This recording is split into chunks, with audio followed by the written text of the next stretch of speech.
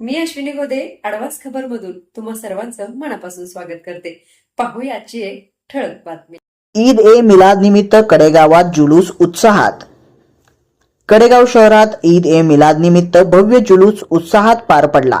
इस्लाम धर्माचे प्रेषित हजरत मोहम्मद पैगंबर यांच्या जयंतीनिमित्त काढण्यात आलेल्या या मिरवणुकीत हिंदू मुस्लिम बांधवांनी मोठ्या संख्येने सहभाग नोंदवला. मिरवणुकीची सुरुवात थोर संत सय्यद पीर साहेब हुसेन पीरजादे यांच्या निवासस्थानापासून झाली. प्रमुख मार्गावरून पारंपरिक वाद्याच्या गजरात मिरवणूक काढण्यात आली. शहरातील तसेच परिसरातील हजारो नागरिक यात सहभागी झाले होते. शहरात विविध धार्मिक कार्यक्रम, कुराण पठण, मिलाद शरीफ, कव्वाली व प्रवचनाचे आयोजन करण्यात आले होते. तसेच ठिकठिकाणी आकर्षक आरास व विद्युत रोषणाई करण्यात आली होती. मिरवणुकीदरम्यान चौकाचौकात मिठाई, फळे, लस्सी, पॅटीस, समोसे व सरबत वाटप करण्यात आले. तसेच ट्रॅक्टर ट्रॉलीमध्ये मक्का येथील काबा शरीफ व मदिनाची आकर्षक प्रतिकृती साकारण्यात आली होती, ज्याने सर्वांचे लक्ष वेधले.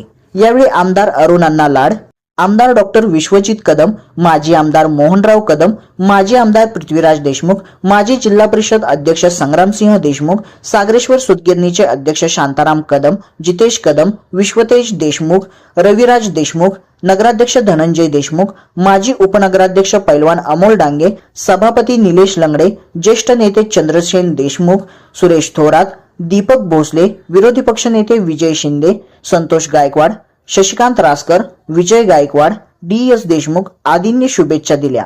दरम्यान कडेगाव पोलीस ठाण्याचे पोलीस निरीक्षक सुधीर आनंदराव तोरडमल यांच्या मार्गदर्शनाखाली शहरात मोठा पोलीस बंदोबस्त तैनात करण्यात आला होता.